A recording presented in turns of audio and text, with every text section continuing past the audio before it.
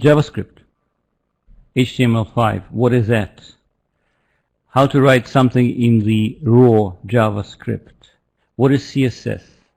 What is responsive design? How to make sure that your application is working fine on different screen sizes. And especially now where everybody is running around with a mobile phone or an iPad or any other tablet in their bags or pockets. So how to do something like this. How to simplify creating a nice UI. All that is today. Not today. Next week, when Anton will start his lesson, he'll say, forget everything that Yakov told you, because who writes just JavaScript these days? We are into frameworks, and AngularJS is the best in the world. This is what Anton will tell you, most likely. But I've been looking at different frameworks in HTML5 JavaScript.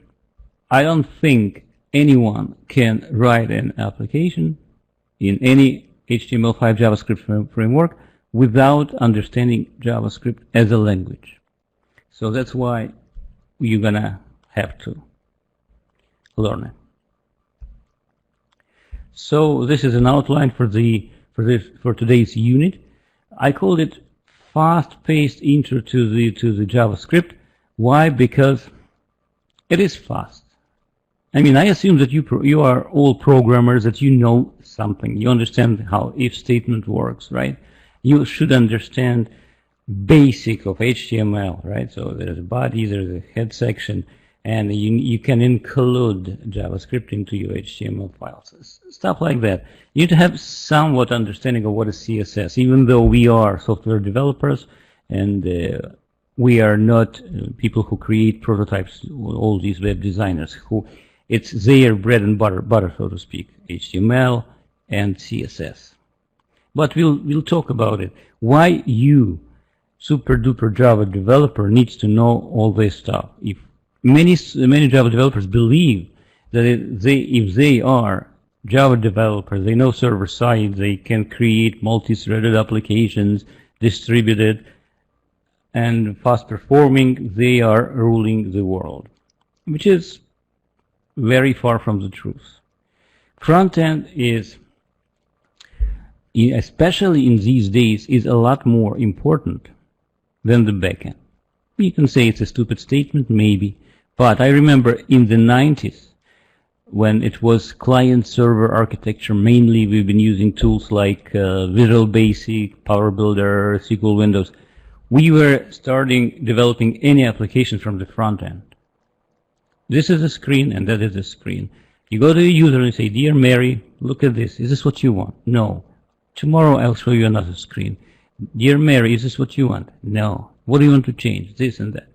And then when the UI was done, we were hooking up the server side. When the Java came about, they said, ooh, Java is for servers mainly, and let's make sure that the server side is fine. What about UI? Okay, we'll do something. We'll just put together a couple of buttons and check boxes, and as long as the user can get their data, they should be fine. It was what I call developer's art. It's not cut it anymore. Does not cut it anymore. People are spoiled by all these iPhones, Androids, all these beautiful applications. They want to see a nice, cool thing. And the design and development is, again, I believe, for a good reason, is coming back to that idea, that prototype, that workflow, so to speak. Let's create a UI, nice looking UI, friendly for the user, intuitive to use, and we can create, of course, powerful and fast server side in whatever language you like. You are Java developer, somebody is using .NET. It doesn't really matter. But these could be two parallel efforts that at some point should start talking together. So front end should be communicating with the back end. There are different people who are involved in that project. There's web designer, and it better be a professional web designer. And even for this course, all these little units that all this homework that we created, sample code that we created, we asked our web designer to create some CSS files because he knows much better than me, for example. I am a much better programmer than him, but he is much better designer than I am. So you will not be a super duper web designer after this course, but you will have an understanding. What else I noticed? I noticed that Java developers, I'm attending different conferences, different user groups. I've noticed that Java developers typically don't know the front end. And they don't feel strong. It shows. So our goal of this course is to make you much stronger in this area as well. So let's start without further ado. Again, if you guys have questions, please type them in the chat. I'm looking at this chat right now. And I will try to stop and answer your question. Once in a while, by the way, I will be asking, are you guys alive? In that case, just enter something like plus or whatever. It's like a heartbeat. I want to make sure that we are connected, that I'm talking to people. See? One guy is alive. It's great. Two guys are alive. Excellent. Some people are still alive. Alrighty. It's a ping. So just hit plus and that's fine. Alrighty. So what is HTML5? It's not just HTML. It's an umbrella term which includes many different things. It's HTML as a markup language. 5 happens to be the version of the specification of this language. But it's also a JavaScript. So when you are developing a UI, not only you are using HTML, but you are using JavaScript either in its pure form or in form of some framework. You definitely use JavaScript. Then CSS, cascading style sheets, to make the front end look nicer, to style it. So it's already 3 things, right? Now, when you are trying to get data from the server side, how are you going to get it?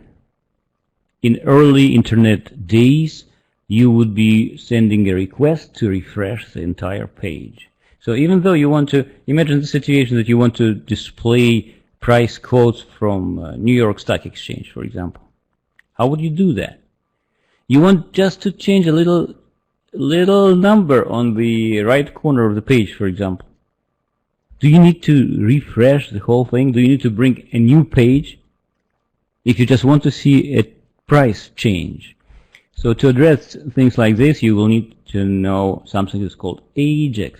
Not the only way to do this, but AJAX is one of them. So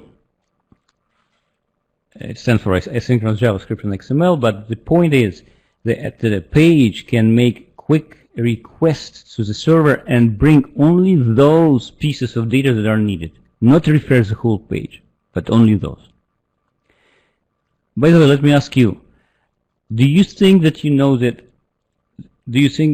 an alternative to AJAX? If I want to refresh just say price of the stock quote on the web browser on the HTML5 page, do you know what else can I use beside the AJAX? Anyone? Excellent, Michael. WebSockets, correct. And we're going to be covering WebSockets in one of our lessons. I believe Victor will be running that lesson, maybe 7, somewhere in that area. Yes, WebSocket, it's a new API that was introduced in HTML5 that allows you to push the data from the server using this socket architecture, which is much better than AJAX. HTML has different APIs, not just new tags, but APIs as well. I don't think that we're going to be using any of these over here during this course. We mentioned some in the book, but there are other books, of course, about it. For example, the history API.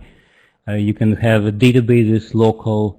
All these APIs exist also in HTML5. So it's also a part of something that we call HTML5. Developers tools. It's a big one. It's important. For years, JavaScript didn't have a good debugger. For example, a good IDE, it's not the case anymore. The IDE are good, some are great. Eclipse is bad for JavaScript. They are trying to do something, but it's not there. What is good? If any of you is a Microsoft guy, Visual Studio, they have excellent support for JavaScript. JetBrains is selling two IDEs. One of them that we are going to use, it's IntelliJ IDEA. It's a bit overkill if you are just the front-end developer. But since we need to have support of Java and HTML JavaScript, then that's why we are using it. But if you'd be just developing a front-end, they have another excellent IDE called WebStorm, IntelliJ IDEA. Sorry, JetBrains. So if you want to be using IntelliJ IDEA during this course, switching to WebStorm is piece of cake. It's technically, it's a subset of IntelliJ IDEA. How do you debug stuff? In the browser. These days, all modern browsers, when I say modern, I mean not older than 2 years old. All modern browsers support debugging right when the page is rendering, and we'll see some of it. So that's what HTML5. Where do you write JavaScript? Wherever you want. Most of the time you're going to be writing it inside the web browser. Not writing, running inside the web browser. It's going to be a part of your web application. But that doesn't have to be the case. That doesn't have to be the case.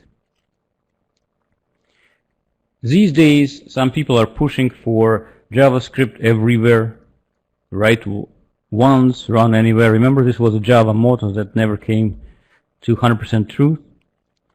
They want to do the same thing with JavaScript. Run JavaScript on the server, run JavaScript on the client, and you don't need anything else in your life. So if you want to follow this mantra, then you can run JavaScript as a standalone application under one of the popular JavaScript engines, such as Google V8 or JVM, or say, for example, if you will take the latest Java release, the JVM that comes with it can run something that's called Nashorn. Nashorn is the engine that allows you to work with JavaScript. From Java, you can call JavaScript, you can start JavaScript program, JavaScript can give you data back. It was the case before. It was, what was it? Rhino engine before Nashorn. It was slower, but it was there. So technically, if you want, you can say, I'm in love with JavaScript, I want to do JavaScript only. You can do this.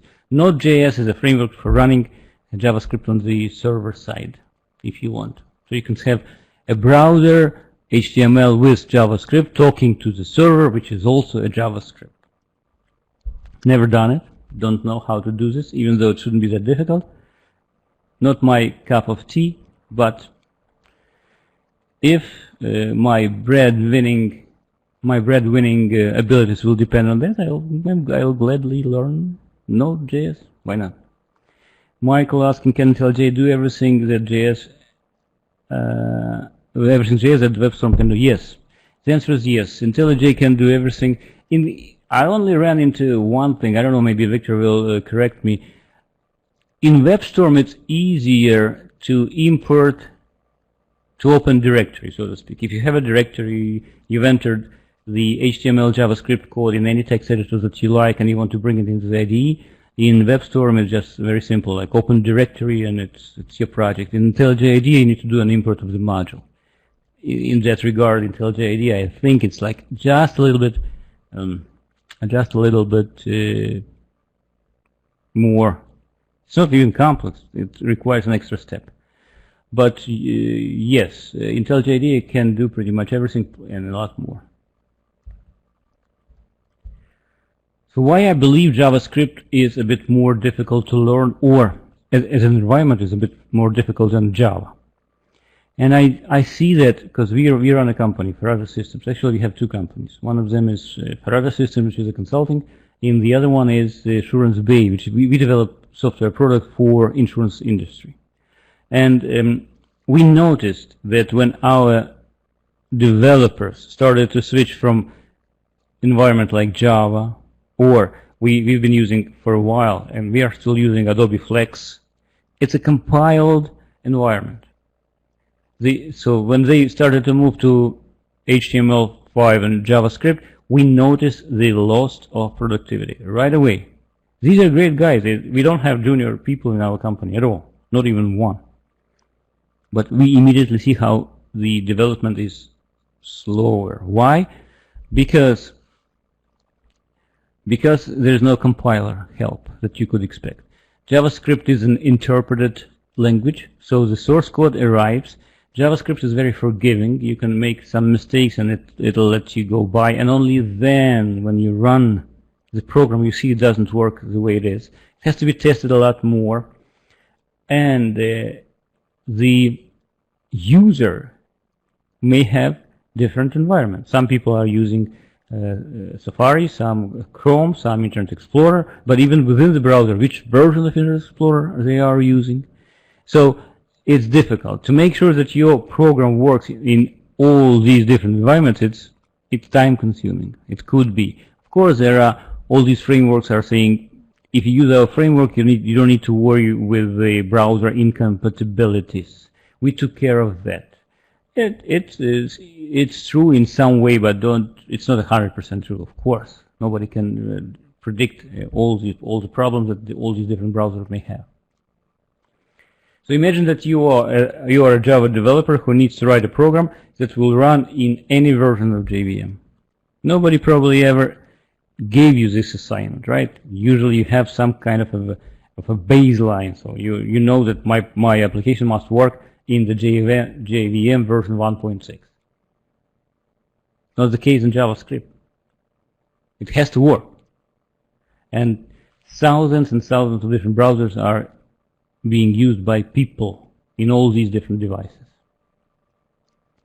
Facebook. Some time ago they published the data that based on how people log into their homepage, people are using, I believe they said 2,000 different browsers. 2,000. Imagine that. And your application must work. So that's what makes it more difficult. I already mentioned that before, but this is a list of the tools that all these major browsers have. If you are using Firefox, they have an add-on called Firebug for basically monitoring the network, for seeing the sources during the runtime, for placing breakpoints, and so on. Chrome Developer Tools is something that we are using. You don't need to have any add-ons. It already comes with support for developers, and this is our choice. You may use anything else if you have a reason for not using Chrome, but I would suggest you to still use Chrome. Even though you will be using different browser for testing and make sure that the application works, but as a development environment, I believe Chrome is the most friendliest out of all of these. Internet Explorer has something called F12, button F12 developer tool. Safari has a menu develop. Opera has Dragonfly. So it is there. And I'll show you some of it today, in Chrome at least. Do you have any questions so far? Again, I keep reminding you, please don't be shy. Type in. Variables. Variables. You don't have to develop a variable. In JavaScript, you don't have to. JavaScript is not statically typed language. In Java, you have to first declare a variable, and then you can use it. Not the case in JavaScript. Just throw a name and assign a value to it. It'll work. It's not that it is a good idea, but this is what it is. If you want to declare a variable, you would need to use the keyword var in front of its name. If you will not put the word var, this variable can still be used, but it'll become global, which is a bad idea. Look at this example. Function. Function is an equivalent. No, it's not an equivalent of a method. It's a method that can live on its own life. That's what function is. In a way, it becomes closer to lambda expressions. I don't know if anybody already tried that or not. That was introduced in Java 8, but it's more. It's a more free standing object than even lambda expression. So a function can having its own life. Like this example that you see in here, it doesn't have to be included into any class or anything. It is what it is. So it's a piece of code that you can execute, that you can pass as an argument to another function, or a function can return this piece of code. Anyway, the functions are running in some environment. Most likely it's going to be running in, as I said, in the browser. In the browser there will be a global space, and of course you don't want to pollute your global space with your variables. In a large application you will have multiple modules, and of course we don't want to create a situation when a module A declared the variable age and a module B that was not even written for you by you also declared the variable age, and both of them are global and there is a conflict, and what is the value of the age we don't know. So rule number one, avoid by all means using global variables. So this is a bad thing. See, this age is equal to 25. This is a global variable. Why? Because I forgot, on purpose of course, to put the word var in front of it. This variable is local. This variable address is visible only inside this function. Speaking of freedom of variables in JavaScript, look at this guy. See, I didn't declare a type of this variable. Actually, I didn't declare a type of any variable. Variable married equal true. JavaScript interpreter will figure out if I said equal true, it means that it's a Boolean variable. But in the next line, I can assign a string to it. See that? It was a Boolean for a very short time. Now it's not a Boolean anymore. Why? Because it's inferred data type, and the interpreter figured out that you are assigning a string. So it's nice, of course, that it's so free, but of course it's an error prone. And it's a big issue in the production systems. When you are developing all these code, basically you have to rely on the fact that your developers are good, or you have to do a lot of testing, much more than with Java. Objects and functions. I usually don't know what to start with from. I can talk about functions, which are objects on themselves. But if I explain you functions, then I need to explain you objects, so I'll do somehow. Eventually you'll figure out. The point is, you can declare a function that doesn't belong to any class, to any instance as well. So this is something to remember. The other interesting thing is that you can declare a function and assign it to a variable.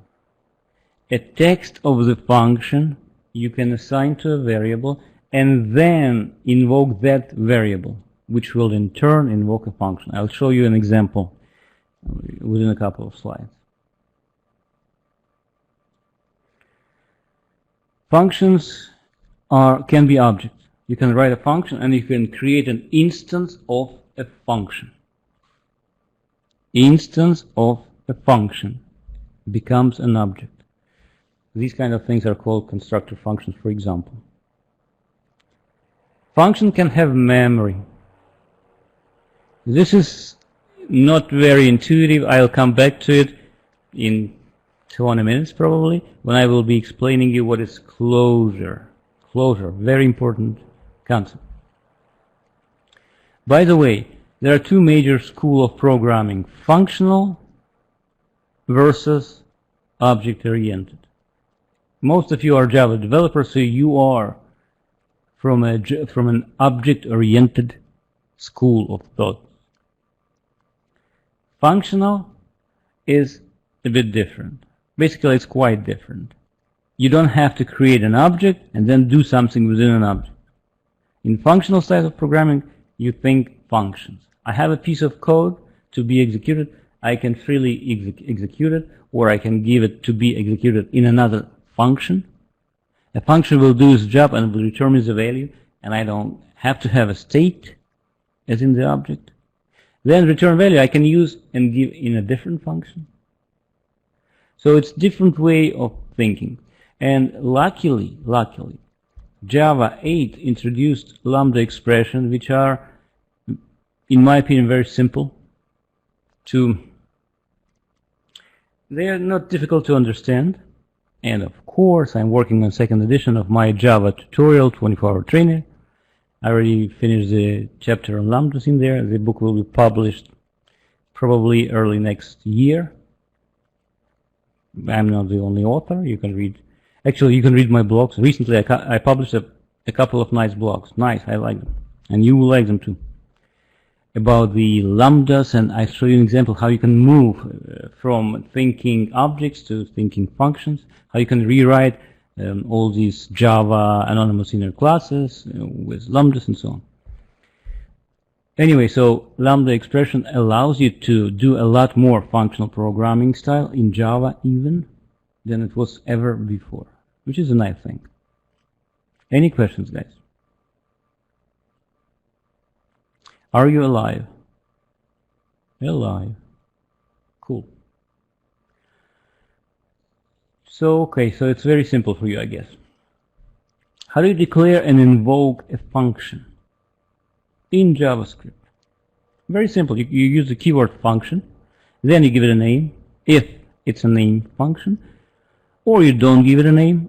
It could be anonymous function. Then you provide arguments. You don't provide any data types or anything. Look at this. Function calculate text. It has two arguments, income and dependence, and then some code in there. Nice and simple and short, but what is the data type of income? What is the data type of dependence? Can you see this from this function signature? No. And this makes it much more difficult in team environments when one person will write a code and the other person have to read this code. In Java it's easy, right? In Java you can see immediately that income is of type int or double and dependence is maybe int and so on. Not here. How do you invoke a function? Similar to Java. Function name, parentheses, and give the values for the arguments. If a function returns stuff, you can assign it to the variable.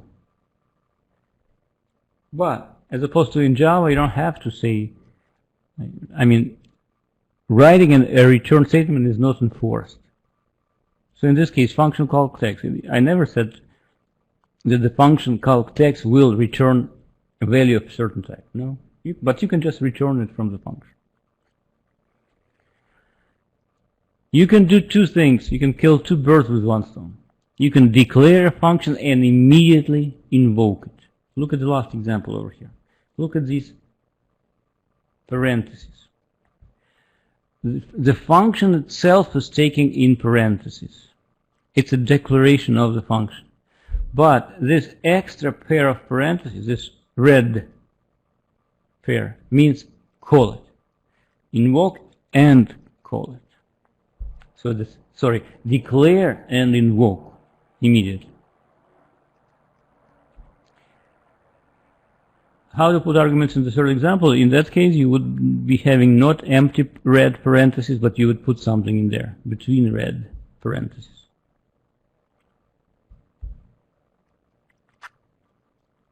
Function expressions. Formally, if you start reading books on JavaScript, they say if the line in your program does not start with the word function, but has the word function somewhere later, then it's a function expression. Like in this example. See, this line didn't start with the word function. We declared a variable equal, and then there is a function. So technically, this thing is a function expression. So what can I see by looking at this piece of code? That I am declaring a function that will take two arguments, income and dependence. In there will be some code, of course. And I am assigning it to the variable doText. What do you think will be stored in the variable doText? Result of the function execution or the text of the function, what will be there?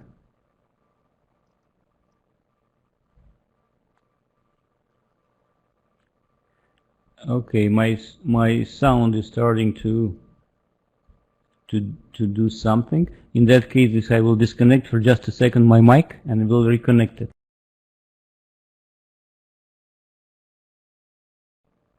How about now, Mike? Is it better in terms of sound?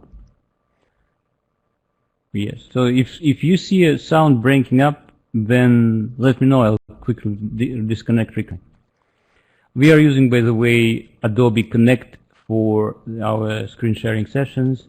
It's not perfect, but for years we are saying we need to switch to something. Maybe go to meeting, maybe something WebEx.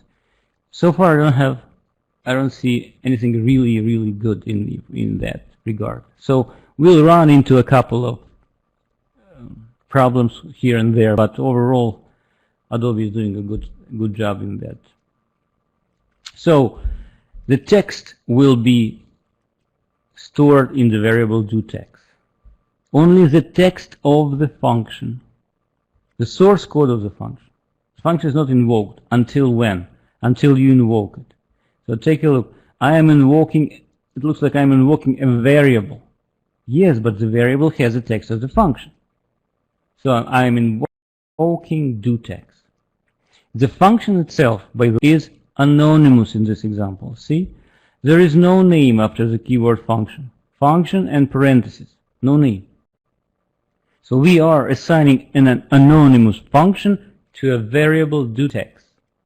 And then we are calling doText with arguments. Next, objects in JavaScript. Creating an object. How do you create objects? In Java, it's easy. Declare a class, and then class ABC is equal new, an instance of the class. One of the ways. In JavaScript, it's a bit different. So you can create instances of objects using one of these methods. One of them is using object literal, so to speak. Open curly brace, define something, and close curly brace. It's a literal. By doing that, you can create an object. Variable equal and something in curly braces. It's an object literal. Or you can use new statement with an object notation. Or you can create an object based on the other object. By the way, the keyword object is similar to Java, by the way. In Java, the class object is the top of the hierarchy of all classes. In JavaScript, it's the same. I mean, there is something called object, and it's up there. If you want to create an object based on the other object, you can use this special utility function create on object. And finally, you can define a function and apply the new statement to the function. We call it constructor functions, and I'll talk about it in a couple of minutes. But again, when we say creating objects, we mean creating instances of the objects in memory. Object literals. Some examples. As I said, it's something between the curly braces. In the first example, there is nothing between the braces, right? They are empty. But it's an object. This line shows you how I created an instance of an empty object. In the second line, I create also an object. Why it's an object? Because it's between the curly braces, object literal. And this object has a property, some value, with a value of 125. It's like in Java you would need to create a class, name it something, and inside the class declare a variable of some type, name some value, and assign it, initialize it with a value of 125. In JavaScript, this is what it is. Please note, I am using a colon, not an equal sign, but a colon. Some value, colon, 125. The next example, Julia Roberts, a literal object. Last name, see, you can have multiple, like again, if we use analogies from the Java world, member variables. Last name, it's the name of the variable. Value is Roberts. First name, it's a value. The value is Julia, and age is 42. I don't know how old she is, but let's say it's 42. The fact that I used 42 without double quotes is good enough for Java interpreter to assume that it's a number. And first name and last name values are in double quotes, so Java interpreter will assume that these are strings. What else you can put in object literal? You can put in there methods. Now, be careful. Function versus method. In Java, right? In Java, there's no functions. There are methods. And now there are lambda expressions. In JavaScript, if a function is a standalone, it's not sitting inside any object, it's a function. But the minute you put a function inside the object declaration, it becomes a method. So as in this case, I'm creating an object literal, and I want to assign it to the variable person. So variable person will point at the instance of the object in memory. What kind of object is that? This object will have three properties: last name, first name, and age. By the way, take a look at the last name. Can you declare a variable in Java that has a space in its name? No. Can you do it in JavaScript? Yes. But put the variable name in double quotes. Is it a good idea? I don't think so, but. So the object literal has three properties: last name, first name, and age. And it has a method named makeAppointment. So I want to make an appointment with Julia Roberts. I don't have a chance. But in JavaScript, I can do whatever I want. So I create an object, an instance of the object, Julia Roberts, and I can call a method makeAppointment. How do you declare a method? Give it a name, any name you want. And then declare a function. The function, again, it's anonymous. But since we assign it to a variable makeAppointment, similar to what? Similar to this. In this example, I assigned a function to the variable doTalks, to a freestanding variable doTalks. But in this case, I am assigning a function to a property of an object. So technically, the instance of the person will have four properties: last name, first name, age, makeAppointment. The last property happened to be a function or a method. That's why we can invoke it. But an object is an object. It has four properties. So the first part is declaration of an object literal. So the instance is ready. Then I call a method makeAppointment. And a huge area of confusions, especially for Java developers, is this keyword this. If you think that you know what this means, you are wrong, at least in the JavaScript world. It can mean different things based on which context you are in. I don't have time in this course, but I want to let you know, if you're going to get bored, try to do your Google on the keyword this and examples of use and the meaning in JavaScript. It'll be fun. I promise you. It won't be boring. Next, assigning a function to an object property.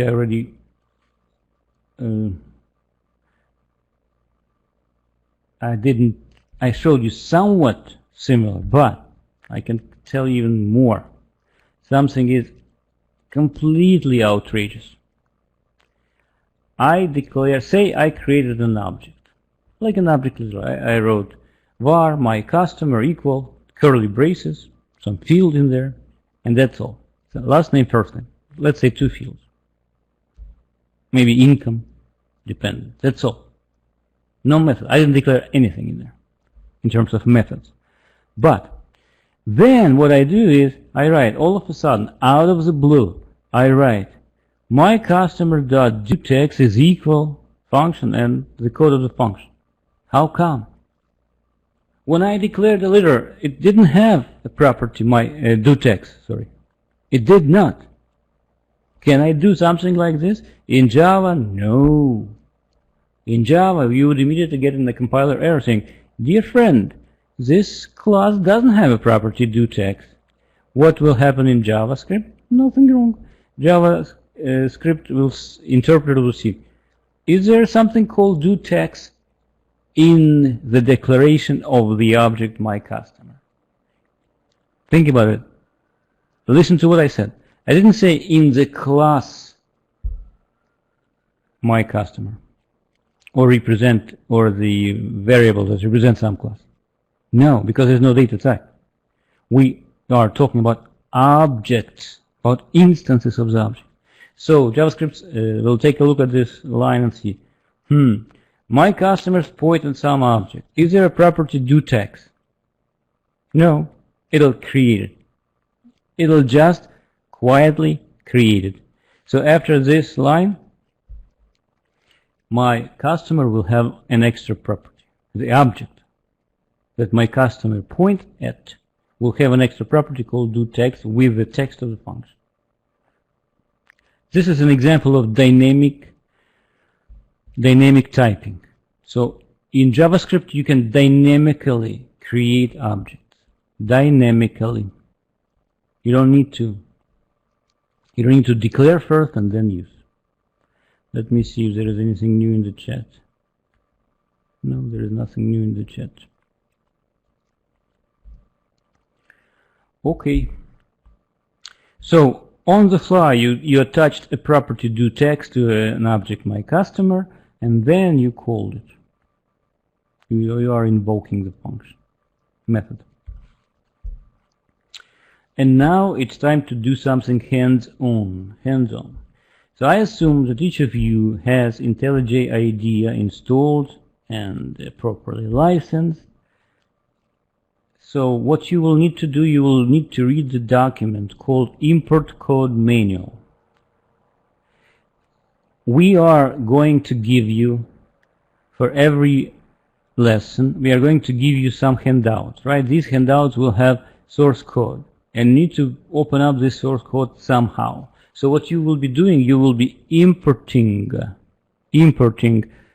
the code into your project. By the way, for those of you who are accustomed mainly for Eclipse, I want to tell you there will be some confusion in terms of the terms.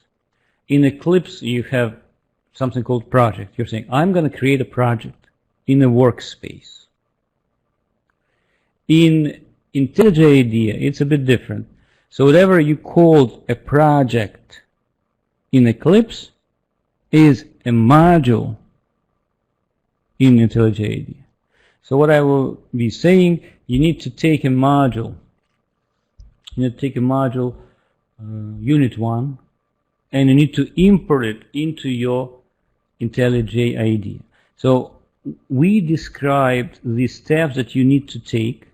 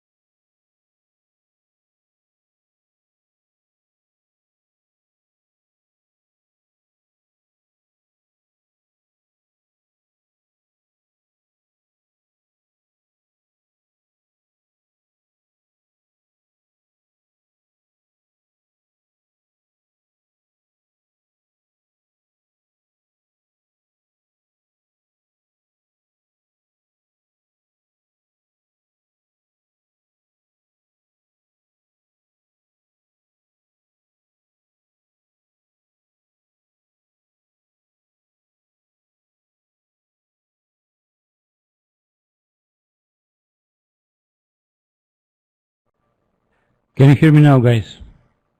Can you hear me now? Yes. All right. The real programmers can understand me without sound too. Real JavaScript programmers. Okay, then I believe that you stopped hearing me when I opened this document. Do you want me to repeat? Of course you do. Why not? So quickly, you will need to create a new, this document, import code manual, describes the process of import. Create a new IntelliJ IDEA project. Actually, you don't see my beautiful face. 1 second. Start my webcam.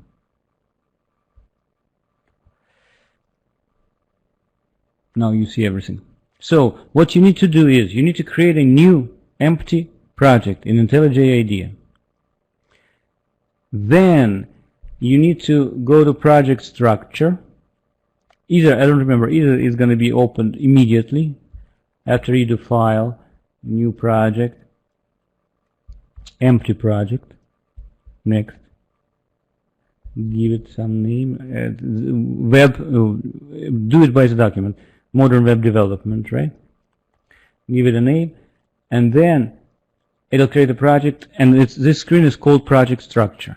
While you create a new project, it'll open it up immediately. But if you need to open up the same screen again for project structure, you can always hit Command semicolon if you're on Mac, or Control semicolon if you're on Windows. So the point is that you will need to click on this plus button. You need to say, I want to import a module. And you will be importing the unzipped file that we are sending you. So in that case, in this case for Unit 1, import module and find it there and do an import. So this is what was described in that PDF. So when you will do all that, you'll be seeing something like in my screen. Oh man, sorry. You'll see something like this. So please type in the word done in the chat when you are done.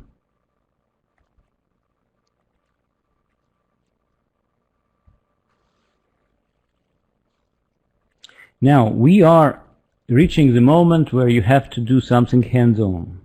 Hands-on. And to do something hands-on, you're going to have to do what? You're going to have to read instructions for the walkthrough number 1.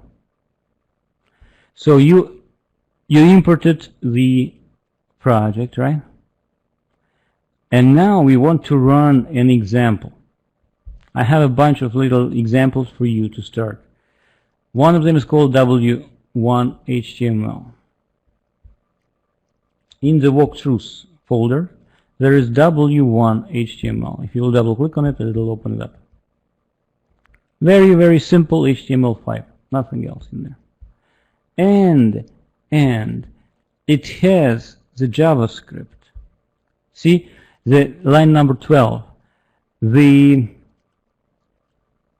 line number 12 says, I want to include a script, a JavaScript, named W1.js. So there's a file, W1.js, right there.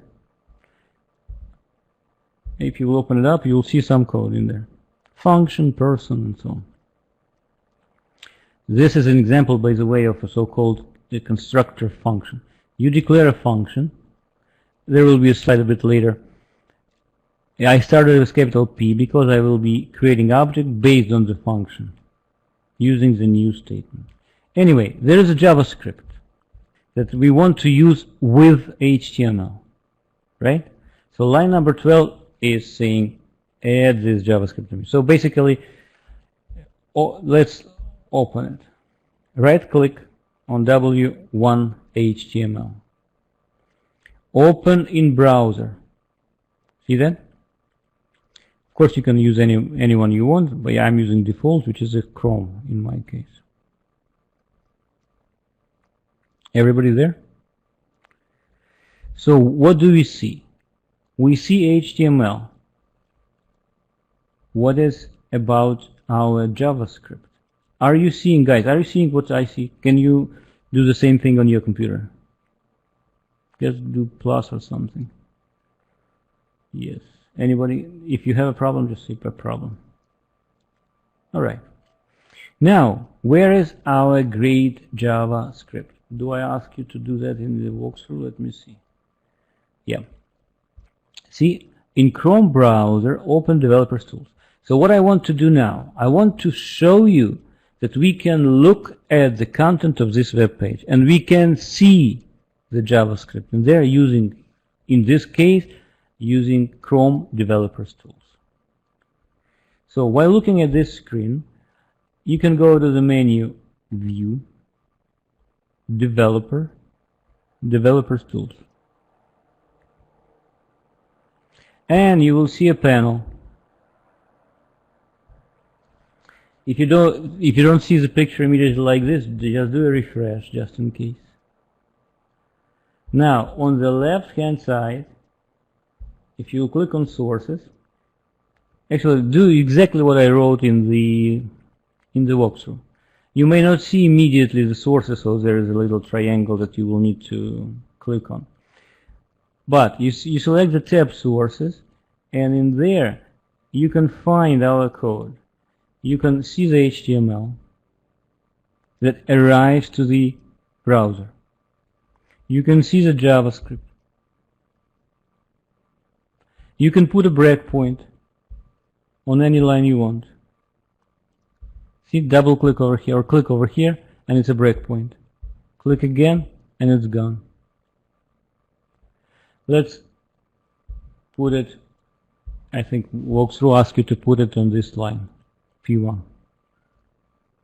Let's go by the walkthrough. Select, find the JavaScript and put a breakpoint in the line that starts with var P1. Right there, line 11. I click over here on the left side. Now if I will do refresh of the browser, actually in my case it was stopped, refresh. I did a refresh and the execution stopped at the line 11.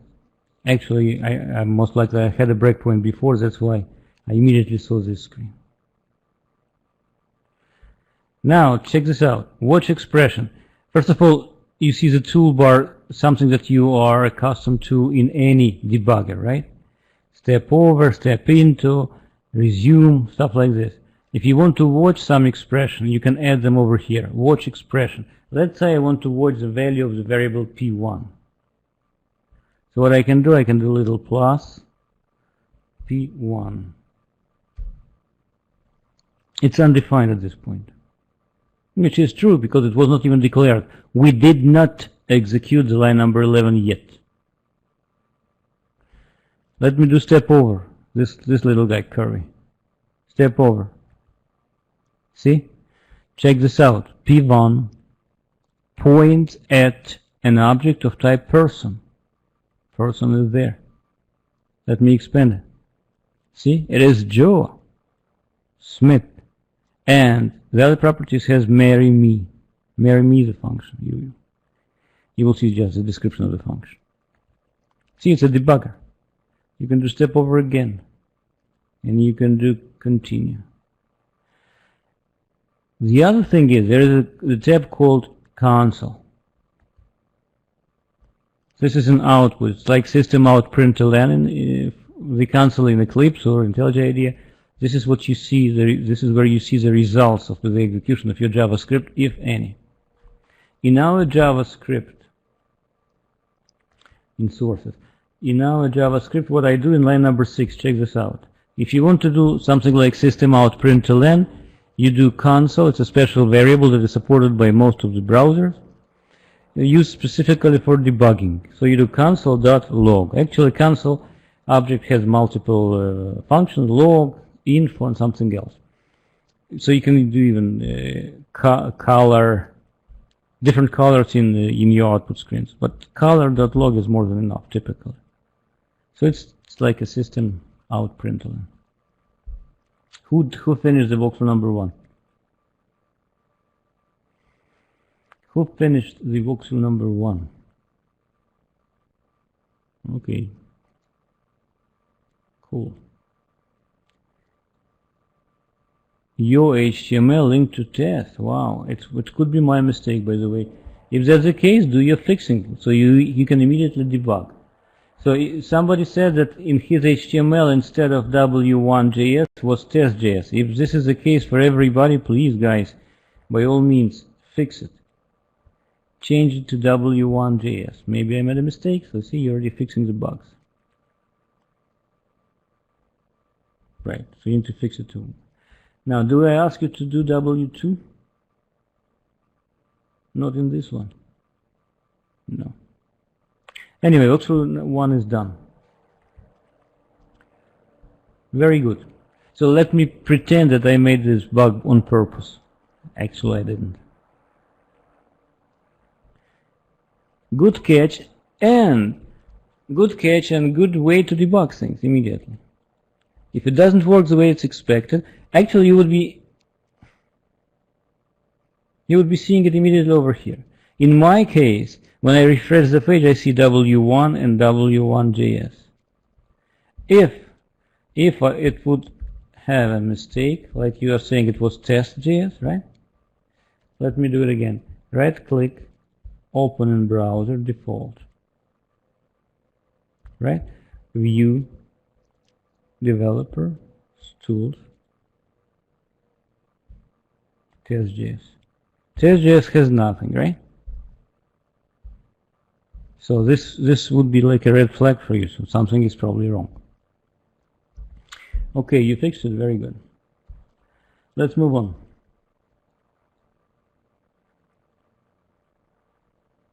Okay, so bug in the test, bug in the zip file, that's okay.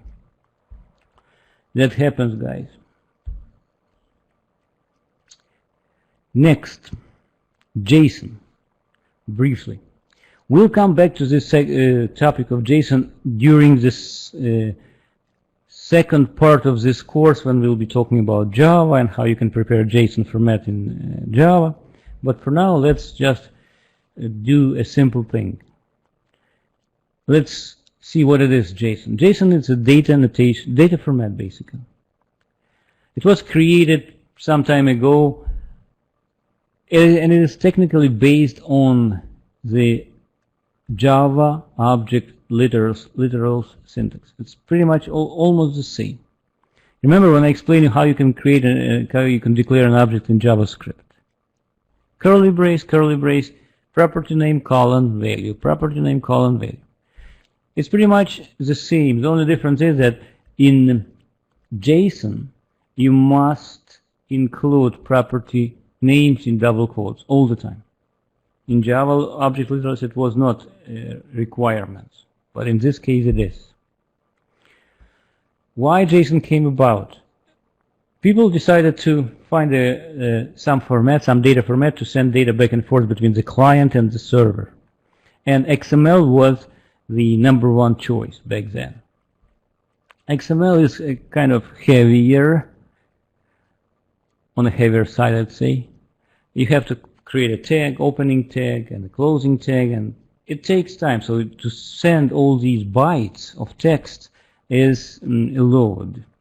So they decided to standardize, so to speak, a better format. This format has less overhead. In this format, you don't have to enclose every property in angle brackets, open angle brackets, close angle brackets, and so on. It's very close to JavaScript, which is supported by all the browsers. All the browsers support now parsing JSON, so you don't need to add any extra libraries to process XML. So JSON is de facto standard format for sending data between the client and the server. Speaking of which, especially for the Java crowd, in Java world, when you've been studying Java servlets or Java server faces or Java server pages, what do you usually do? You understand that Java servlets belongs to the presentations tier, so to speak.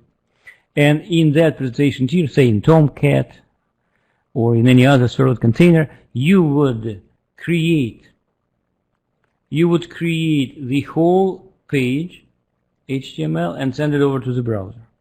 So the servlet was preparing a mix of HTML, CSS, and JavaScript. What we are saying now that this is wrong.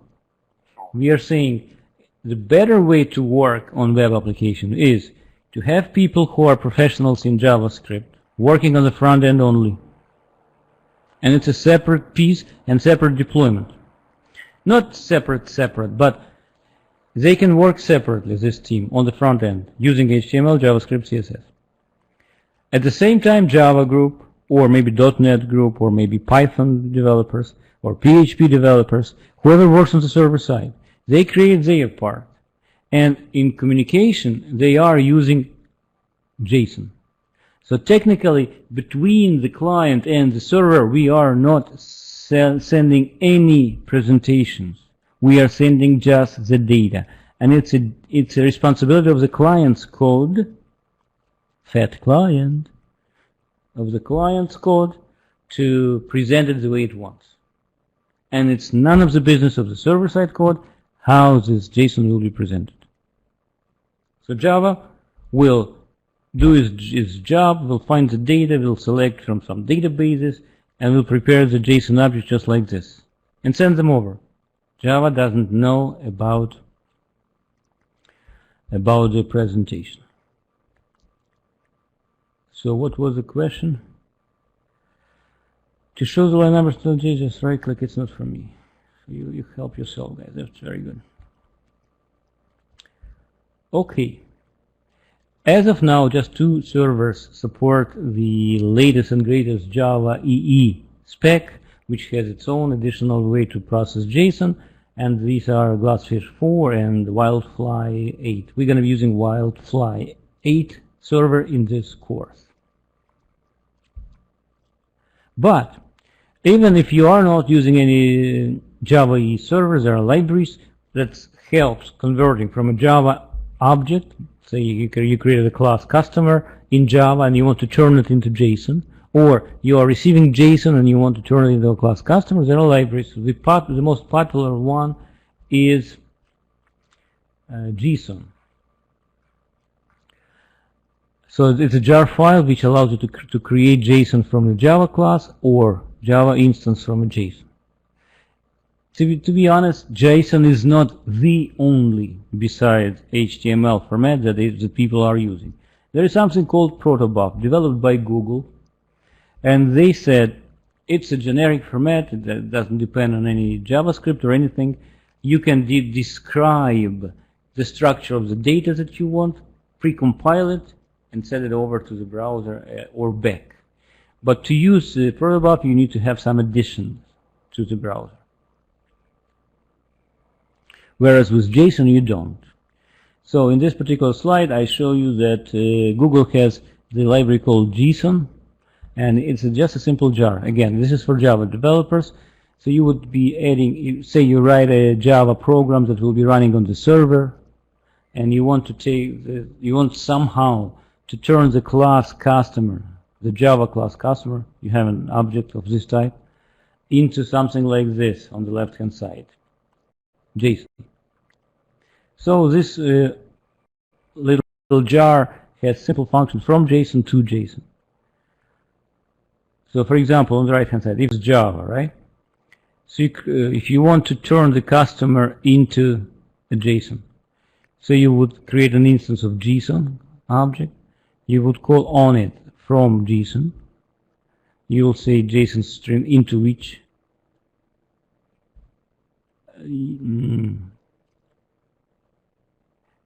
no, sorry. This is wrong. This is an example when you are getting JSON from somewhere. Say HTML browser, JavaScript program, prepare the JSON string that looks like this on the left, and it sends it over to a REST service in Java or to a servlet. So in that Java code, you would need to turn it back from the JavaScript, from the text, from the JSON format into a class, into an instance of the customer technically. So this is how you would do it. You would take this string and you would say, I want you to turn it into an instance of this a Java object. Then you return it. On the other end, if Java would be sending JSON to the front end in the browser, in the JavaScript, you could have parsed it like this. All web browsers support this special object JSON. You're saying parse, and it'll take the JSON string that comes from the server, for example, and it'll turn it into the instance of the JavaScript object. JavaScript object. So JavaScript can talk to Java regardless if you are using Java EE or you are not. Just take this little library and be done with it. Constructor functions. This is something that we already saw in the code, but let me do it more formally, so to speak. In Java, you can declare a class, for example, a class tax, which has a constructor. What constructor is used for in Java? To create an instance of the class. Plus, it may have some other methods. So again, in Java we have a class which may have a always has a constructor. Either you declared it or they have default constructor, but it's there. In JavaScript, you can get by with only constructors. Think of it this way. If I'm a Java programmer, if I can just write a constructor and that's it, can I? In Java you cannot, but in JavaScript you can. So just say function, the keyword function. Of course, name it somehow. Typically, we call these functions constructor functions. Name it with a capital letter, and the parameters, if any. That's all. If you have a function and you want to use it as a constructor function, then use it with a method with a keyword new, which JavaScript also has. This example shows you how you can create two instances of the function text. Sounds weird, right? Instances of the function, but it is what it is.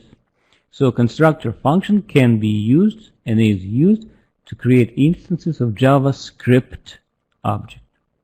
So in this case I have two variables, T1 and T2.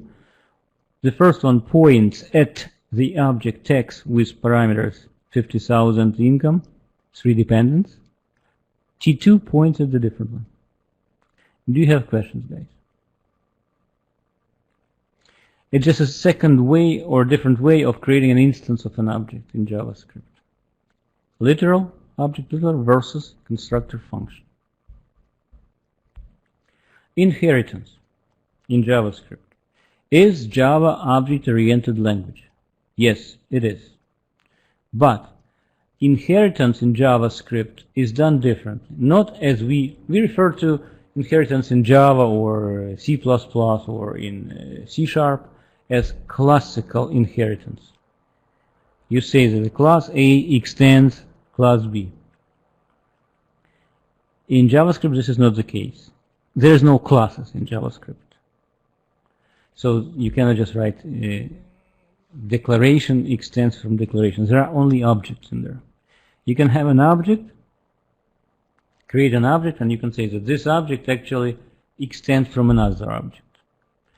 And this is done a bit differently. It's not like a classical inheritance in Java. How it's done in here? This is how. Every object in JavaScript has a special property called prototype.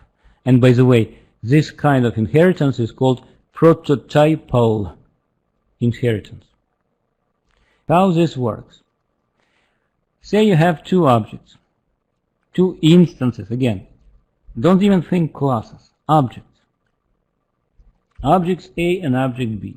And if you want to say that object B extends from object A, this is what you do. You are technically hooking up. You are hooking up the object B to object A. How? You are assigning to the prototype property which exists all the time. You don't have to declare anything. You're saying object B dot prototype is equal and reference to another object. After that line, all of a sudden, object B receives a daddy. He wasn't there before, but now he got a parent. That's called prototypal inheritance. And what happens is, if you will decide to work with some properties on the instance from the object B, the JavaScript engine will try to see, is there such a property in the object B instance? Was it declared? If not, it'll try to traverse the prototypal chain. It'll go to see, what's in the property prototype? Maybe this class has a parent. Yes. Let me go and see there. Maybe there I can find these properties that they want. So in this regard, it's similar to Java, of course, but it's different. On the fly, you can change the relationships between the object and inheritance hierarchies. You cannot do something like this in Java, right? But you can in here. Instantiate object A, instantiate object B, and say B is a parent. Or instantiate object C and say C equal to, prototype equal to C. Now C is a parent. Right? Weird. But it is what it is. Multiple inheritance, no. You have only one property prototype. So you can assign only one property, only one object in there.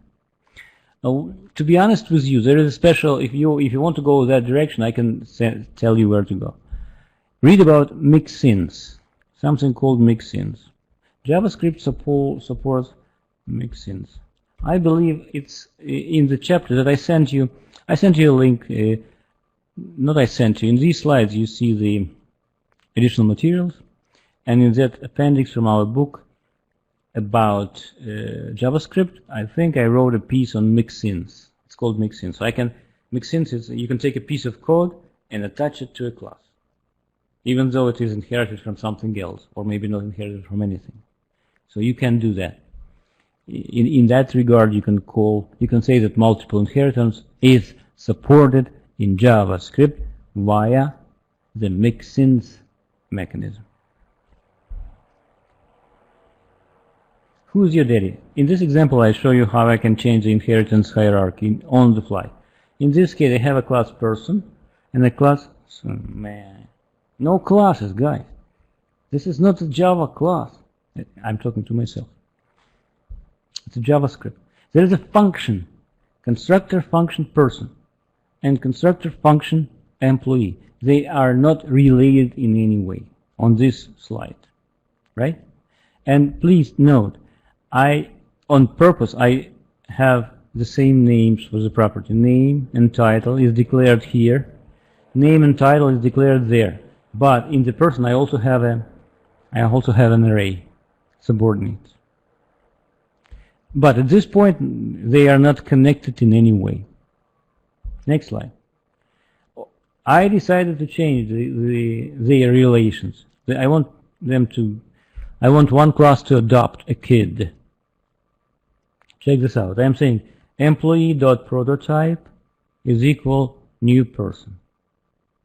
So I create an instance of the function per person and assign this instance to be a stepdad, to be a parent of an employee.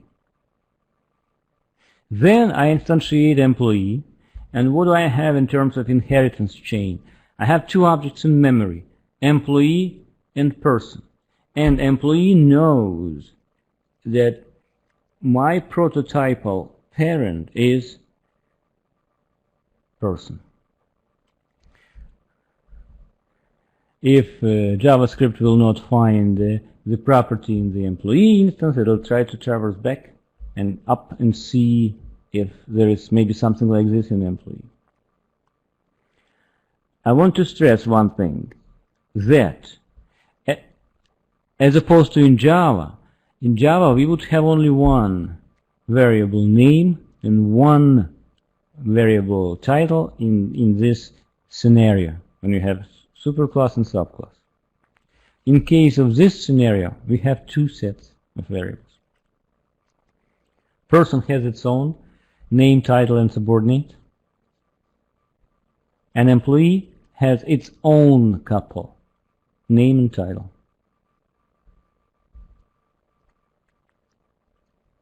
Which is kind of a duplication. Kind of a duplication. What was the question? What will happen if we will destroy the parent object? Nothing special. The prototype will have null in there. Nothing wrong. Methods and function objects. I already showed you a method inside the object literal. But now let's take a look at the constructor function. Say I want to create a constructor function, so I will be able to instantiate it with a method new. Function text, some arguments, and inside the function I have another function. I am using anonymous function and assigning it to the property doTexts. So technically we have a situation with a method. So doTexts becomes a method. Why? Because it'll be living inside the instance of the object text. Later on, you will create an instance of the object text, and in there, it'll have a method doTexts which you can call.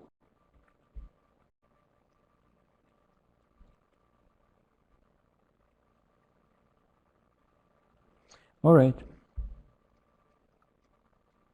Private variables. Can you hide and protect in JavaScript? Can you? Skype is there. What happened? No, it's not you. Everything is fine with you guys. If a parent gets a new property dynamically, yes. If a parent gets a new property dynamically, yes, it will get access to it. Basically, at the moment when you are trying to say my object dot a property name, the interpreter, the JavaScript engine will try to see, do I have it? If by that time you dynamically attached it to a superclass, yes. Again, superclass, super object. Check this out, private variables in function objects.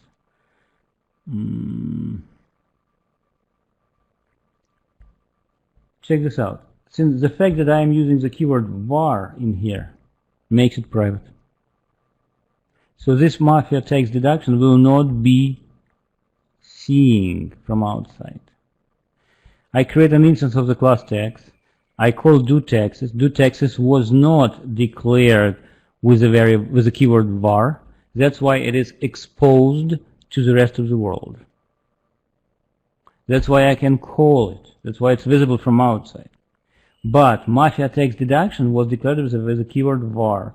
So if I will try to use it, I will get undefined. So it's technically a private. Let's take a break, guys. 10-minute breaks. And then we'll continue.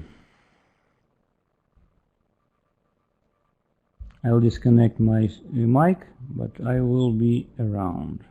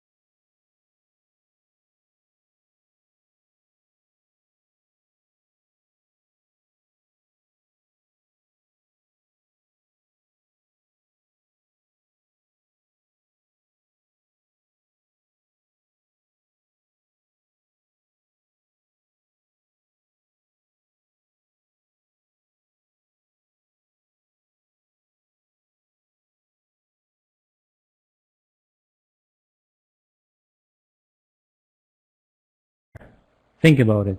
A function is a standalone thing, and there is somewhere an object. A function is moving slowly. It snaps to the object, does its job. If you want, you can disconnect it and move to another object, to another space station, right? That's the thing. So it's very, very flexible feature, and I was pretty happy to see that in Java 8 they also have this thing. There is an interface function and you can apply it. I don't remember if I used it in my recent blogs on lambdas, but definitely in the second edition of the book I showed how to. I don't remember. Anyway, so it's there, and it's in Java as well.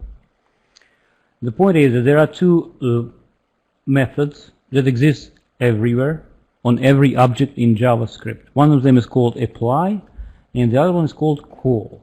So if you created an instance of the object, regardless of how you created it in JavaScript,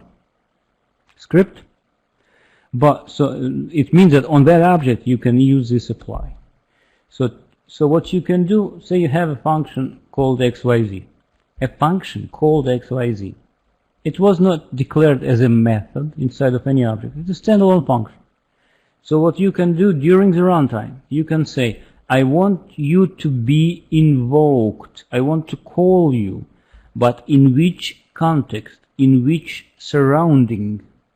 You can pass the object, reference to the object, to be used as if this function was a method declared on this object.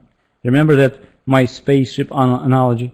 So the function, you are hooking up the function xyz to the instance of the object, whatever you like. Now this function will be executing in the context of this object. And then parameters. Say you want to calculate tax with an income of $50,000 and 3 dependents. Or you can use the function apply to do the same thing, basically. The only difference between them is that apply wants you to pass arguments as an array, while call allows you to just put a list of the arguments.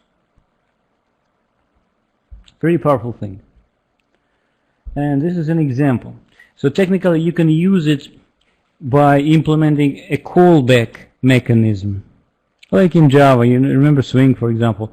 You can declare a function action performed, which is a callback. If somebody will click on the button, the function will be called, right?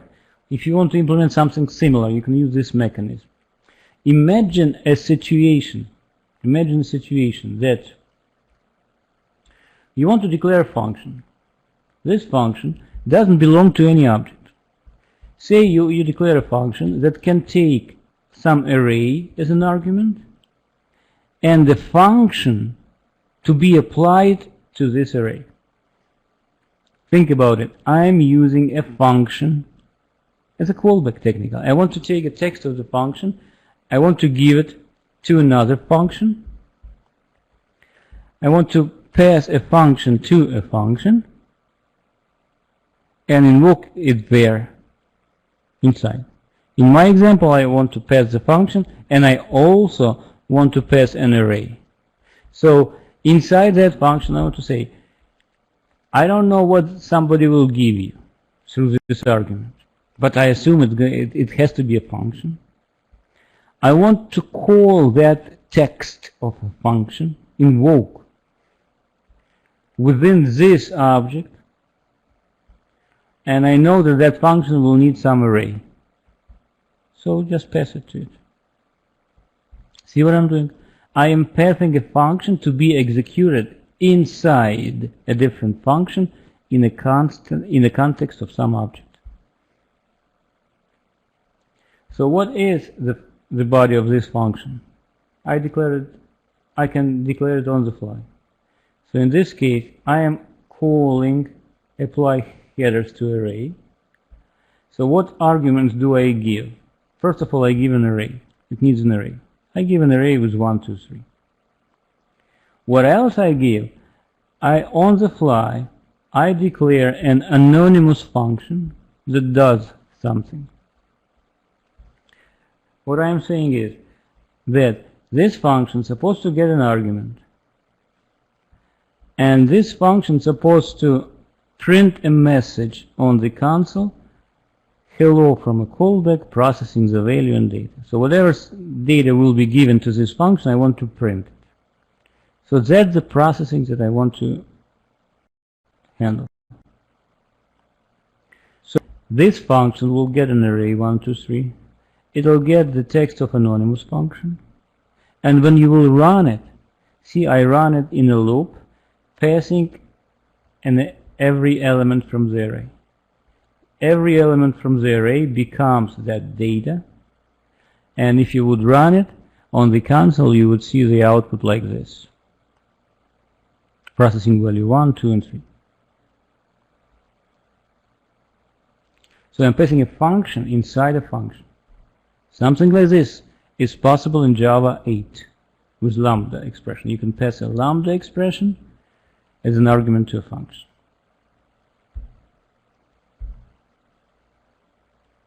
Now let's compare in terms of cleanness code, which code is more concise. In Java Swing, if you want to process button clicks, you would need to say my button, add action listener. Again, it's a pre-Java 8.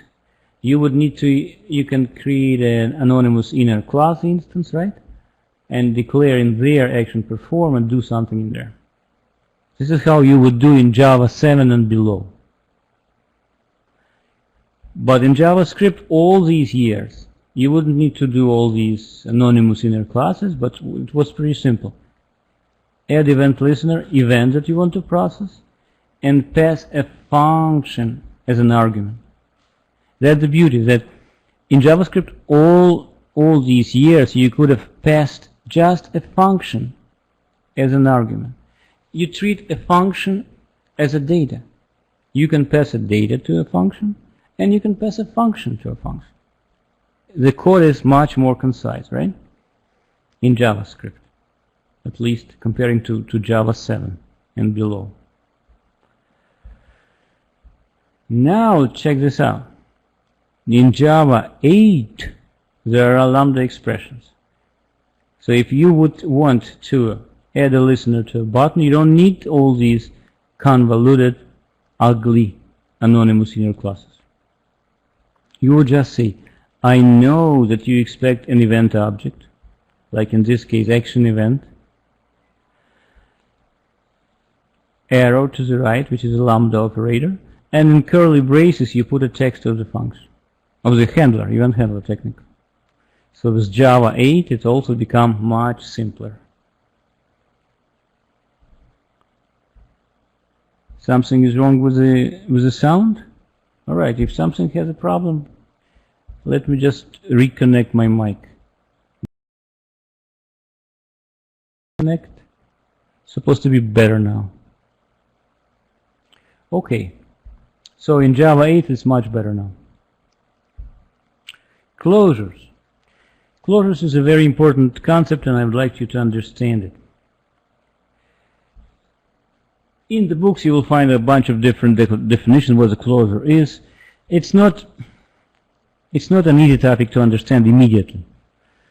What I like the definition that Larry Ullman, he is writing technical books. I like his definition, and I'll explain you what it means, even though it's also not an understandable immediately. Closure is a function call with memory. You call a function that remembers something. Ooh, what's that? Again, you call a function. A function doesn't have this in the body, this variable in the body, but it remembers that variable. It's like a ghost. I would say that the closure is a function with strings attached. A function which has something else. Like this car, it has attached hose from the gas station, right? A closure, something under the lid, under the lid.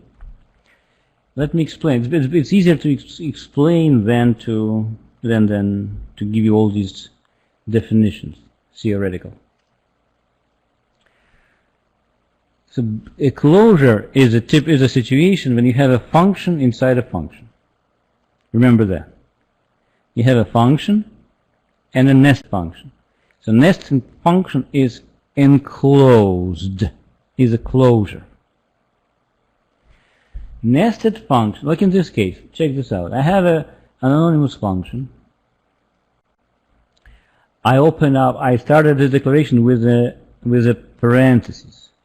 When you do something like this with a parenthesis, you want to do this to make sure that the content is not exposed, the entire content is not sitting in the global space.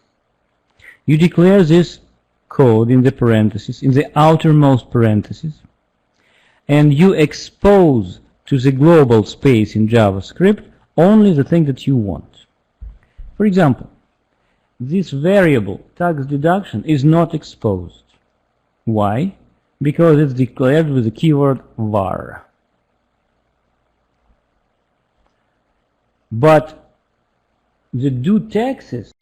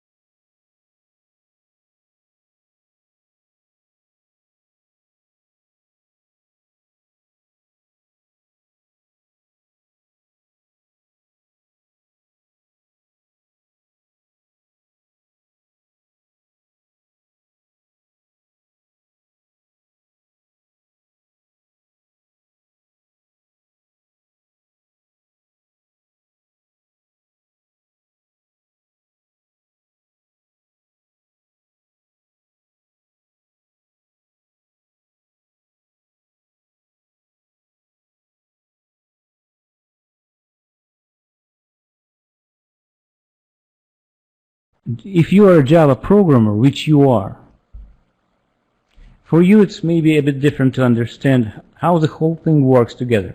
Imagine that this text, this code, is sitting in some file, in file with extension JS. And this code, when the browser, for example, reads this code, it loads it, and it, one line at a time, interprets it, and try to perform the instructions. So when the browser will start to load this code, it'll say, oh, they started with parentheses. So it's, I need to create an object, right, in memory. Until then it goes, oh, it's tax deduction, it's a var, so it's going to be hidden. They say, oh, do taxes, oh, it's this, it's on this object. This object is sitting in the global space. It means that the do taxes has to be exposed. So we have a global space with an object that has a property, do taxes. Object doesn't have a name. Object doesn't have a special reference to it. It's an anonymous object technically. But it has exposed do taxes. Then inside it also has a function which is not exposed from the object. So when the constructor is, when the interpreter, when the JavaScript engine will reach this line, it'll say, okay, they want me to create this object, and then they want to invoke something that is called do taxes. Yes, do taxes is exposed in the global space, and it'll work. So what will work? So technically, only this piece is exposed to the global space, the one that I highlighted. But check this out. Even though only this piece is exposed, it uses Mafia Special, for example, which is not exposed. Mafia Special in turn uses tax deduction variable, which is not a part, which is not declared in here, right? So technically we have a closure when a function can use something that existed in the environment when it was declared. When this function, which is highlighted now, was declared, a variable tax deduction existed there in the neighborhood, so to speak, and the function mafia special was there in the neighborhood. So even though you cannot see it from outside, the closure itself can use it. So it's a function with memory. A function remembers that when I was born, there was a neighbor named tax deduction and another neighbor called mafia special. So you are technically, if you will look at the do taxes. Do taxes has this text, but there are some variables that looks like they are never defined, but they were. So that's one of the example of closure. If you will run it, this is an output, and you can obviously test it on your own. A second case to illustrate the closure concept is a function that returns a function. A function returns a function. Let's do slowly. I'll show you two examples to illustrate closure by using a mechanism of returning. Let's check this out. Say there is a function prepare taxes, and this function is supposed to apply maybe some student discount if you have a student in the house. What's the body of this function? Check this out. Again, think of interpreter, JavaScript interpreter. It goes line by line. Let's see. Oh, okay, they want to have a function prepare taxes.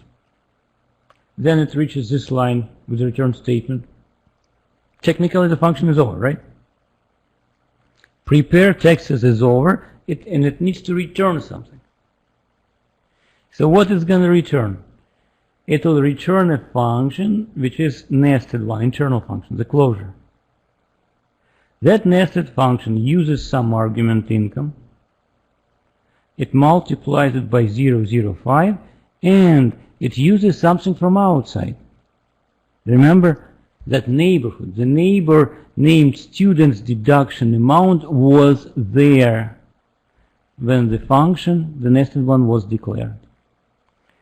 So let's look at the execution of the function. You declare a variable do taxes, and you say equal prepare taxes of 300. Technically, you are invoking a function's prepare taxing, passing 300 as an argument. Now my question to you guys. What do you think will be the content of the variable do taxes after the line 11?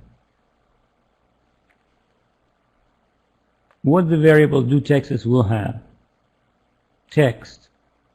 What text? It'll have a text between the line number what and what. It'll have a text written in lines between 3 and 7, correct. So do taxes will have a text written between 3 and 7. What about 300? When you called prepare taxes, you passed 300 in there, right?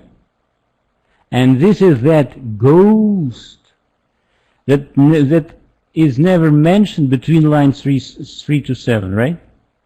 I mean, it was not, the value was not assigned between lines 3 to 7. Lines 3 to 7 just use it somehow, this mysterious value of student deduction amount. Even though this function between lines 3 to 7 was not declaring it anywhere, and it was not assigning any value to it. That's the beauty of closure.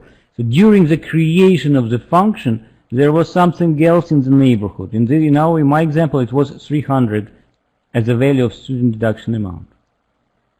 Then you invoke this text. Again, the do taxes has a text of the function with some secret value that is not visible, but it's useful, 300. Now in line number 12, you actually invoke the code from line 3 to 7. And you are passing a value 10,000. This value is an income. So after line 12, actually when the line 12 starts, it has two values at its exposure. Income and student deduction amount. Unusual, right? But it's a closure. So a closure is a function between 3 to 7, but it remembers something. So in line number 12, we can say that it's a function called with memory. I am calling due taxes, lines 3 to 7, which remembers some value from the previous line. Tough? Is it very tough, guys? Is it very difficult? Let me know. Yes or no? Is it very difficult to understand? It's fine. Manageable. A bit. So, but trust me, guys. If you don't understand it now, let me do another attempt. Second example. Say you have a function person. Constructor function with one property, right? Which you can create an object out of it by using the new keyword. Let's see. And then I want to define due taxes on its prototype. I don't have time, guys, during this lesson, but I encourage you to read in the chapter on JavaScript that in additional materials. I explain how to avoid duplication. Remember, I showed you one example when I was explaining the prototyping, when we have two pairs of name title in the super object and name title in the sub object. I don't have time to explain you now what to do to avoid this duplication, but I do explain it in that chapter. If you will declare something on the prototype, see this? Person.prototype. It will not be duplicated in the subclasses. So that's why I use this prototype already. Anyway, I declare the property due taxes. So the due taxes will not be duplicated in all instances of the classes, of the functions that may use person as a prototype. And I declare a function. Again, put yourself in the shoes of the interpreter. Interpreter goes line by line. So what do I have? Well, I want to assign a function to the property due taxes. What's the next line? They declare a property tax deduction, 500. Cool. What's the next line? They have some function private. Not a problem. Now the interpreter reaches this line. What do they want from me? They want to return. The function is over. The function declaration of the due taxes is over. So what will be returned back? To whom? I don't know. Whoever will call due taxes. The stuff in red. See this? Whatever you see in red here will be returned back. And this is an example as if I am an accountant who does taxes and I want to treat different people differently. If I am a godfather from some mafia, I want to give them additional discount. For other people, I want to calculate taxes as per Internal Revenue Service, IRS, in the United States at least. So think about it. When you call the function, the closure, you say, I want to create a new person, John Smith, and I want to call a method, due taxes on it, passing 100,000 as an income, right? So what is the value of due taxes? Again, it's a text in red. It's this. This text in red doesn't have a value in tax deduction, but when the return statement was running, there was 500 in the neighborhood. And there was mafia special in the neighborhood. So this is why I call strings attached. So the red text is a function with strings attached. It remembers about 500 and it remembers the private function mafia special. That's why when I call do taxes with 100,000, 100,000 jumps right into this red thing, right? And it compares. And what is the name of this object? It's a John Smith, right? The object was John Smith. It's not Godfather. Then we say, we take income, 100K came through this door, multiply by 5%, and minus tax deduction. Tax deduction came through which door? Through no doors. It was there when the red stuff was declared.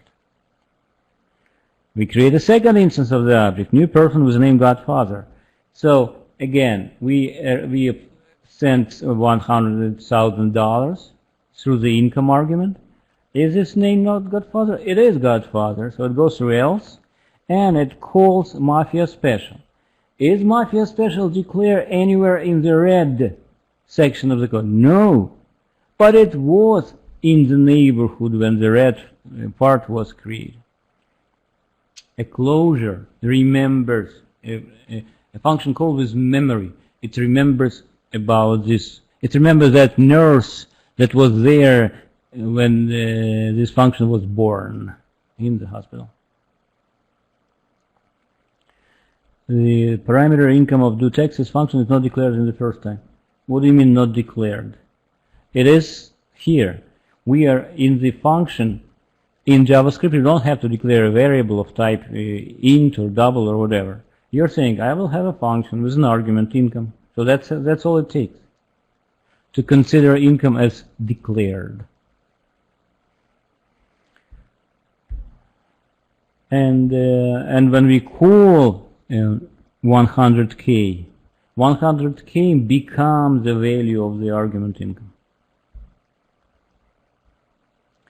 Monitoring closure in home. If you will run this example in Chrome, and if you will put a breakpoint somewhere here, we don't have time for this. If you will put a stop in developer tools in Chrome, you will see that the closure is shown over here on the right hand side. You will do this at home, I guess. We don't have much time, guys. Maybe I will do quickly within 2 minutes. I will just open W21. You can do, if you can do it fast, do it with me. Otherwise, do it at home on your own. We will open it up in Chrome Developer Tools, and we will refresh the page, and we will see what's in there. So, walkthrough number 2. 2.1. Right click, open in browser, default, menu view, developer tools. Right? So so this is my tax deduction, a function within the function, do taxes, right?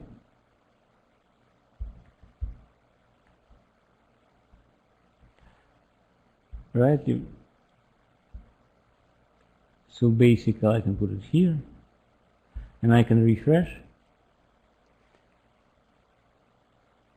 See over here?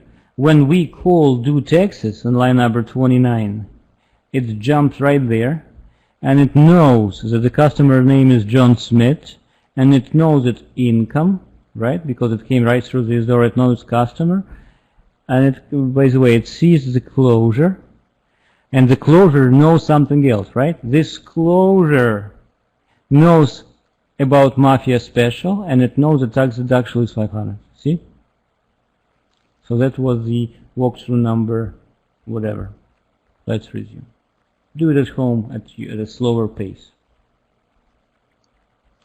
Repeat the above with W22. It's an example with returning closure. W22. That's the one with W22. That's the case. See, in line number 18, I'm returning this text. This text was in red in the slide that I just showed you a minute ago. So W22, right click, open in browser, default. Now view, developer tools. Returned. Let me put it somewhere here. Right inside, this is the value of do taxes. Right? basically do taxes will have the value of from line 18 to line 30. I'll put a stop over here. Refresh. Don't forget about refresh to see the running after you open the developer tools. See, I'm standing here. Income is 100,000. This is the person, John Smith. What about the closure? Closure knows about 500 tax deduction and the function mafia special. The second way of working with closure when you return a function from a function. Moving on.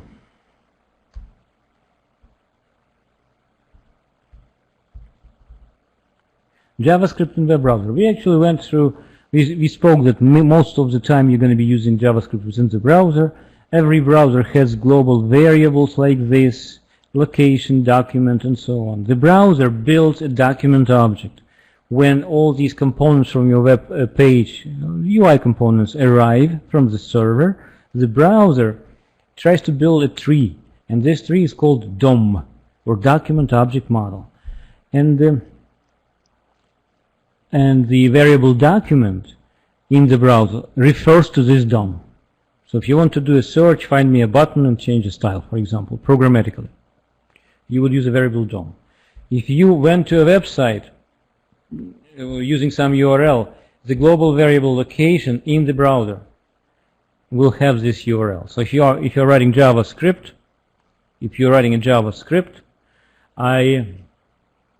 you can just use these names. It's a predefined variable for you. Opener, if you are opening, if one window in a browser opens a second window, then the opener is the reference to the parent window. If you are using iframes, there is a parent. If you are using cookies, there is a variable cookie in the browser, in the global space. So when you are writing a JavaScript, you can just use these variables. They are global. It's not many of those, but they are. How the whole thing goes.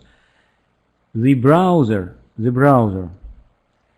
starts getting a content, say from the server side. The content is coming.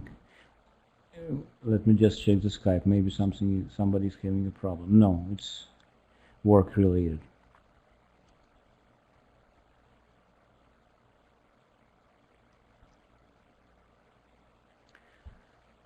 The content is coming, and what can be the content? The content can be the UI component that needs to be added to a DOM tree. It can be scripts. Maybe some events are fired because the user does some actions and so on. So the browser runs its own internal cycle. It's checked to see, oh, I need to add something to the DOM. Right, let me do this. Oh, I need to render a UI that is coming in. Let me do this. So the browser goes in circle and gives slices of processor time for all these different actions. Then it checks the event queue. Are there any events? Yes, let me process them. Maybe some scripts are being loaded, JavaScript. Let me process them. So the browser runs around all the time, just like this. Working with DOM, as I said, the browser builds a DOM object, and then programmatically, say you want to hide a button, or you want to make it red. So you need to find it first of all in the DOM, and then change its property. Document is a variable that points at the root of that tree, of the DOM tree. So starting from that root, you can say, find me so-and-so. Find me an element if you know the ID of the element. ID is a unique ID that you can assign in the tag, HTML tag. Or find me by the tag name. Find me all elements with the tag P, or div, or button, or whatever. Or find me by the name if the element in the HTML page has a property name. Or find me by the class name. Class name, if you are using CSS, they have something that's called classes. Don't confuse with Java class, it has nothing to do with it. And the CSS classes is just a bunch of properties that goes under a name. Which name? You can give it a name. Selectors API, they also, the document object model supports this function, query selector. You can write a CSS queries. To know how to write them, you need to learn about CSS. In our book, we show you small samples of that. even though you don't expect to be a CSS guru. CSS is it's technically it's not our domain, our expertise, so to speak. So you can write different selectors. Find me all the buttons that are sitting inside the div. Right, the page may be complex, and some of the buttons are sitting inside the div tag. Some tags, some are not sitting inside the div. So you can say, write a CSS selector, find me only those buttons that have that are sitting inside the div. So there are ways to write these expressions and so on. So the point is, a lot of work with the UI on the web page will come down to finding an element in the DOM that meets some criteria, some CSS selector criteria, and then apply some actions to it. And you will do that from your JavaScript. Like in this example, you have a simple HTML page which has text. The body of the employee of the month is. Then you have a span tag, ID. You gave it an ID to this span tag, and in the beginning it has just ... ellipses. Then you load a function in JavaScript. Right? This function will try to find this element. Right? Find me an element that goes by ID EMP.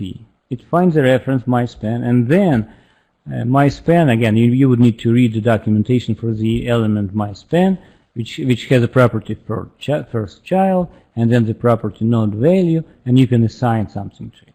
So when this code will be executed, you will see the employee of the month is John Smith. So this is an example of how you found something in the DOM tree, and then you change its property. Styles. Of course, you can write an HTML page and style the elements right inside the HTML, which nobody is doing these days. Many years ago, only like super duper rookies are saying that this button has a color red right in the HTML. More or less serious website, web page has CSS files that goes with it. All the styling information is sitting inside the CSS file. For example, you can create a file with extension CSS. CSS stands for Cascading Style Sheet. And you can declare a class. By the way, this is a class. When you take a bunch of properties, like in this case, font family, size, style, color, background color, and so on, and you give it a name, you put it inside the curly braces, and you give it a name, .nice style. When you put something like this in a standalone file with extension CSS, and if you will include it in your web page, you include CSS with a special tag link. If you will include this file into your web page, then you can use whatever you define in there. In this case, we define only one class, nice style. So if I want to create a div in HTML is a section of the page. Any section. You can have div, div, div. You can have div and another div next to it to do different layouts. But the point is, if you load some styles, you can apply them to different sections or elements of your web page, of your UI in HTML. As in this case, in the body section of HTML, I decided to create a section div. I give it an ID, and I say that I want to apply styling to this section as it was defined in the CSS file. Now the browser will try to see, do I have something that goes by the name nice style? Yes, I do. Let me apply it. So the whole content of this div will be in Verdana, large, italic, gray, with background color green. Just by this magic of one property, class nice style. Please note, in the CSS file, you declare a class, or a class selector, they say, with a dot, this little dot in front, in red. But when you use the class name, when you apply styling, you don't repeat the dot. Got it? Do you have questions for now? Questions? Is it easy? Very easy? Super easy? Duper easy? No questions? Man, you know almost everything. Why did you pay all these money?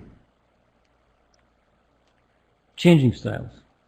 Again, since you don't have question on the previous slide there, I mean, it's very easy as well. So, in this example, we are doing different search in the DOM object. Find me all the objects which are currently styled with a class nice style. It may return one, it may return an array. I believe it returns a list. Right now, if you want to change it to a bad style, say you have a different style. In the CSS, again, in a CSS file, you may have another class, CSS class defined as a bad style under name. So what you are saying in the last line in this slide, find me the elements on the page that are styled with nice style. Take the first one. Why? Because get elements by class name returns an array. I know that on my page only one element is styled as nice style, and that element definitely has a property class name. It used to be nice style, but I want to change it. I want to assign bad style. All of a sudden, the style of this div changes.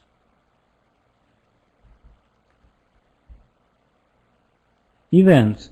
Browsers have events. Browsers are event-driven environments, and when the page loads, there's load event, mouse move, click, key down, and so on. So, of course, we would be writing JavaScript, or maybe you'd be using some frameworks to process event handlers, where you can put that. The simplest way, even though it's not recommended, is put it right there. You declare a button. You can say over here, on click.